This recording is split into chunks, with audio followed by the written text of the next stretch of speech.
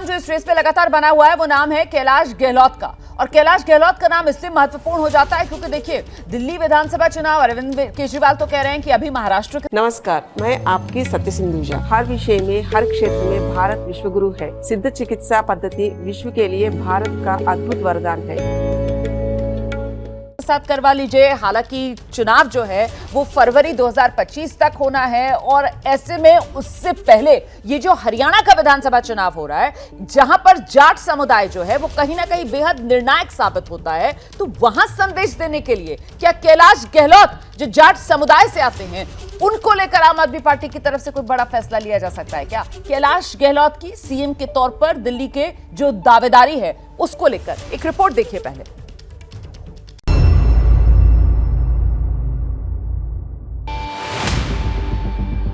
गौर से देखिए, मंच पर दूसरी कतार में आम आदमी पार्टी के राष्ट्रीय प्रवक्ता और सांसद संजय सिंह के ठीक पीछे दिखाई दे रहे ये हैं दिल्ली के परिवहन मंत्री कैलाश गहलोत।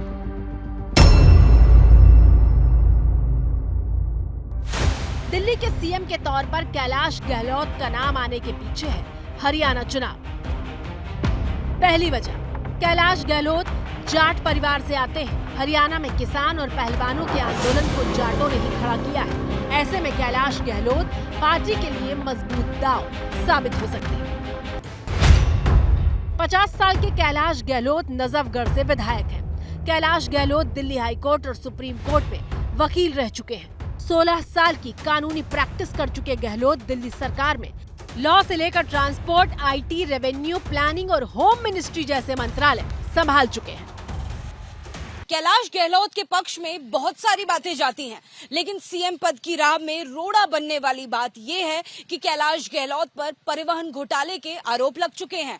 इसके अलावा जिस शराब घोटाले में केजरीवाल फंसे हैं उसमें भी ईडी उनसे पूछताछ कर चुकी है। अभी तो आगे किस प्रकार से काम करेंगे उसी बारे में चर्चा है यहाँ पे। और सीएम वो आज भी सीएम हैं दिल्ली के। जो भी फाइलें ज़रूरी हैं वो साइन कर सकते हैं, ऐसा नहीं है कि नहीं कर सकते।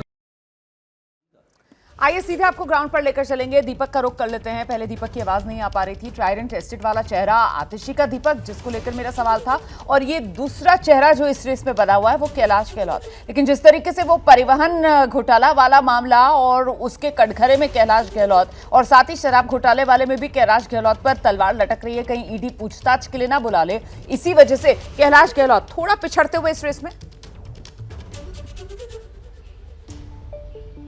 हाँ बिल्कुल, ये वजह है। डीटीसी वाले मामले में भी कैलाश गहलोत से पूछताछ हो रही है। उसको लेकर भी एक शिकायत गई थी कि वो डीटीसी जो बसें खरीदी गई उसमें काफ़ी सारी अनियमितताएं पाई गई हैं और इसलिए वो मंत्री हैं, तो इसलिए उनसे भी लगातार इस मामले में पूछताछ हो रही है, जांच भी चल रही है। इसलिए कैलाश गहलोत पीछे नजर आ रहे हैं। हालांकि आतिशी के बारे में अगर रोमाना चर्चा करें तो 2-3 बातें बहुत इंपॉर्टेंट है। आतिशी के पास वो मंत्रालय हैं जिसकी बात अरविंद केजरीवाल उनकी सरकार करती है। बिजली, पानी, शिक्षा, ये तीनों इंपॉर्टेंट मंत्रालय जो है वो आतिशी के पास है। एक मंत्रालय, एक विभाग ऐसा है जो बहुत ज्यादा इंपॉर्टेंट है, वो है फाइनेंस का, वित्त का। और ये मैं इसलिए इंपॉर्टेंट बता रहा हूं क्योंकि 1000 रुपए हर महीना महिलाओं के अकाउंट में देने की जो योजना है, जिसको बजट में पास कर लिया गया है और अब कैबिनेट में पास किया जाना है ताकि घर घर तक वो पहुंचाया जा सके। और अरविंद केजरीवाल की एक कोशिश थी कि चुनाव से पहले ये काम कर दिया जाए ताकि इसका फायदा मिले, महिलाओं का वोट साधा जा सके। क्योंकि पिछले चुनाव में आपने देखा कि बसें फ्री करा दी महिलाओं को, उसका बड़ा फायदा मिला। तो अगर 1000 रुपए 18 साल की उम्र की महिलाओं को, से ज्यादा की उम्र की महिलाओं को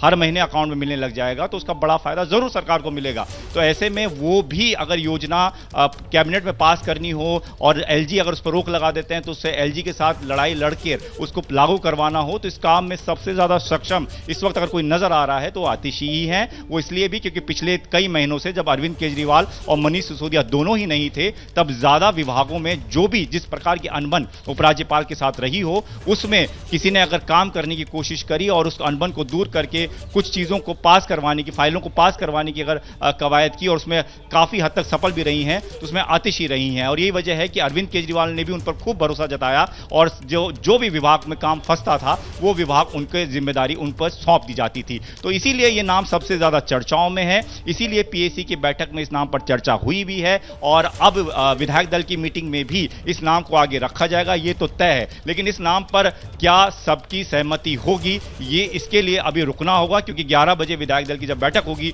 तब विधायकों को वो नाम बताए जाएंगे जो नाम कल तय किए गए हैं, और उन्हीं 2-3 नामों में से एक नाम पर आखिरी मुहर लग जाएगी। नहीं, मेरे ख्याल से यहाँ ऐसी कोई गुंजाइश तो बचती नहीं है कि क्या विधायकों की उस नाम पर सहमति होगी, क्योंकि वो तो जो पीएससी में तय कर लिया गया होगा बिलाल, उसी पर एक तरीके से औपचारिक मुहर लगनी है। ये तो औपचारिकता भर है, जो भी नाम है उसको लेकर तो तय पहले ही कर लिया गया होगा, सहमति पीएससी में पहले ही बन गई होगी बिलाल।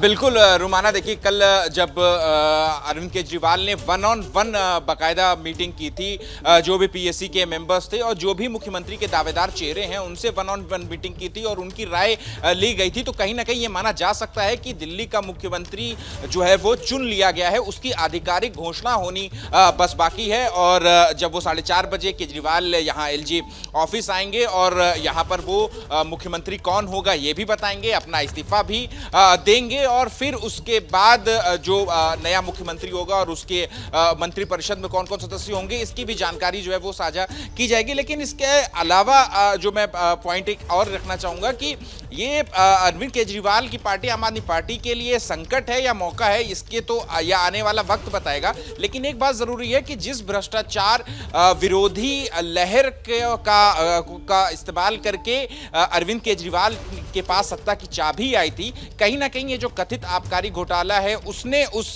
नींव में जो है वो पानी जरूर भर दिया है, और चमक जो है वो अरविंद केजरीवाल की जरूर जो है वो इससे थोड़ी सी फीकी पड़ी थी। तो एक ये राजनीतिक मास्टर स्ट्रोक जो है वो जरूर ये माना जा सकता है, और अब से कुछ देर का इंतजार जो है, बल्कि कुछ चंद घंटों का इंतजार है, जिसके बाद अरविंद केजरीवाल अपना इस्तीफा सौंपेंगे और फिर उसके बाद दिल्ली का अगला मुख्यमंत्री कौन होगा इस नाम की आधिकारिक घोषणा जो है वो होनी बाकी है। चुन लिया गया है, वो विधायकों को बताया जाएगा और उसके बाद इसकी आधिकारिक घोषणा भी होगी। ठीक है, जिस बात का जिक्र यहाँ पर बिलाल कर रहे हैं कि कहीं ना कहीं इसको इस रूप में ही देखा और समझा जा रहा है आम आदमी पार्टी की तरफ से कि साहब ये एक सियासी मास्टर स्ट्रोक केजरीवाल का।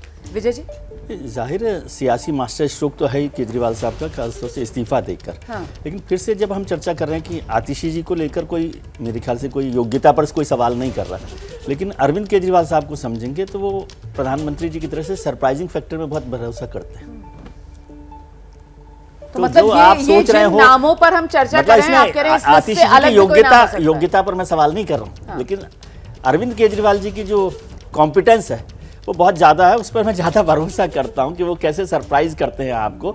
और ये समझ लीजिए, मैं फिर से कह रहा हूं कि आम आदमी पार्टी अरविंद केजरीवाल जी से शुरू होती है, अरविंद केजरीवाल जी पर ख़त्म होती है। तो कोई भी आ जाए जिसका नाम होगा, जैसे बिलाल साहब ने भी जिक्र किया, कल पीएससी में चर्चा हुई होगी, पीएससी में जो केजरीवाल साहब ने नाम बताया होगा उस पर सहमति बनी होगी, और फिर अब विधायक दल, और ये सब पार्टी में ऐसा ही होता है। ये कहना कि आम आदमी पार्टी की आप आलोचना करें कि विधायक दल में नाम दिया है, सब में ऐसा ही होता है। भजन लाल जी भी ऐसे ही बने थे, पीएससी को पता था भी नहीं या पीएससी ठीक नहीं थी, तो ये सब जगह चलता रहता है। और अभी जो चुनाव में सबसे बड़ी बात है कि अरविंद केजरीवाल जी के नाम पर जब चुनाव लड़ा जाएगा, तो एक और बात रखिए, बिलाल साहब ने कहा कि भाई आपने कैलाश जी का जिक्र किया, परिवहन घोटाले का मामला है, बिलाल ने कहा कि शराब घोटाले पर सारी चर्चा हो रही है। आज़ाद हिंदुस्तान में ये पहली बार होगा कि किसी सरकार के 5-5 मंत्री किसी घोटाले में जेल तक गए हों और शामिल हों, और उसके बाद भी ये पार्टी अपनी इमेज बचा कर रख सके। यदि आप 12-13 का ध्यान रखें, 2012-13 का, कि पूरी जो मनमोहन सिंह सरकार थी वो करप्शंस के और तमाम तरीके के आरोपों के चक्कर में वो पूरा का पूरा चुनाव हार गए थे, जबकि मनमोहन सिंह जी पर कोई आरोप नहीं था। तो यहाँ तो आज़ाद भारत में पहली कोई राज्य सरकार होगी जिसके 5 मंत्री, 7 में से 5, दिल्ली में तो कुल मिलाकर ही 7 मंत्री हैं। उसके बाद भी ये पार्टी हिम्मत कर रही है। और जो दूसरी पार्टियाँ, जैसे अभय जी ने भी जिक्र किया, कांग्रेस तो मुझे कहीं नज़र नहीं आ रही, भारतीय जनता पार्टी अभी उस तैयारी की शुरुआत करने की तैयारी कर रही है, तो वो कैसे लड़ेगी नहीं लड़ेगी। अब अकेले अरविंद केजरीवाल अपने मैदान को कितना मजबूत रख सकते हैं, ये ज़्यादा महत्वपूर्ण। आपने यूपीए सरकार से तुलना की कहीं ना कहीं दिल्ली सरकार की और इन मंत्रियों की, लेकिन यहाँ पर बुनियादी फर्क तो यही है ना, जिसको लेकर पूरी की पूरी राजनीति अरविंद केजरीवाल करते हैं कि साहब ये केंद्रीय एजेंसियों का दुरुपयोग, और ये केंद्र जो है वो बदले की राजनीति आम आदमी पार्टी के साथ कर रहा है। क्योंकि दिल्ली विधानसभा चुनाव चाहे 13, 15, 20 लगातार दिल्ली के लोगों ने जो वोट का रास्ता है उसके जरिए तो इनको नहीं आने। मैं यही कह रहा हूँ कि डेंट नहीं हुआ, ये महत्वपूर्ण बात है कि अबे जी 1.5 साल की लंबी अवधि में भारतीय जनता पार्टी ने मीडिया मंचों की मदद से जम के एक प्रचार किया है कि ये पार्टी भ्रष्ट है, ये पार्टी शराब घोटाले में फंसी हुई है। हम एबीपी चैनल पे अक्सर, और अभी संवाददाता भी कह रहे थे, तथाकथित शराब घोटाला। तो अभी शराब घोटाला वास्तव में है कि नहीं है, इस पर एक सवालिया निशान है। लेकिन इसके परे जाते हुए प्रचार इतना ज़्यादा हुआ है, जेल भेजा गया है, मुकदमे लड़े गए हैं, जमानतों पे बहसें हुई हैं, तो उससे एक माहौल तो कम से कम इस पार्टी के खिलाफ भारतीय जनता पार्टी ने बनाया ही है। अब ये दूसरी बात है कि भाजपा उस माहौल का फायदा उठा पाती है कि नहीं उठा पाती है, ये अलग बात है। अब ये एक खास बात है जिससे विजय जी ने उसकी तरफ इशारा किया कि इतने प्रचार के बावजूद, इतने बड़े हमले के बावजूद, जो बहुत एक नियोजित, एक सिस्टमैटिक तरीके से, एक व्यवस्थित तरीके से किया गया, इसके बावजूद भी पार्टी टिकी हुई है। ऐसा नहीं लग रहा है कि पार्टी के खिलाफ कोई बड़ी भारी लहर चल रही है। कल ही यशवंत देशमुख परसों कह रहे थे कि केजरीवाल जेल के अंदर हों या बाहर हों, देश के 5 सबसे लोकप्रिय नेताओं में उनका नाम हमेशा रहा है रेटिंग के दौरान।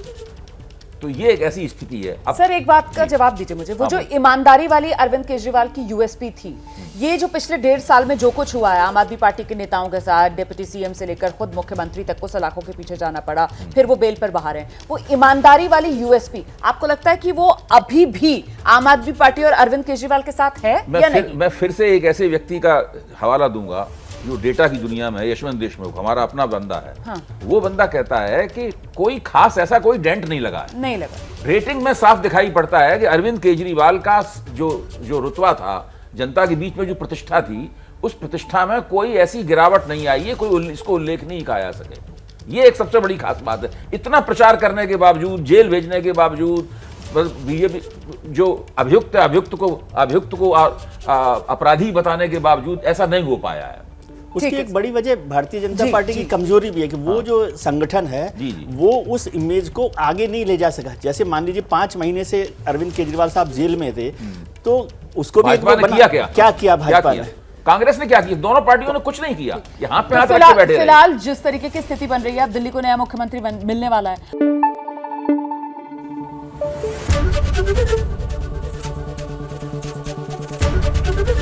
एबीपी न्यूज आपको रखे आगे।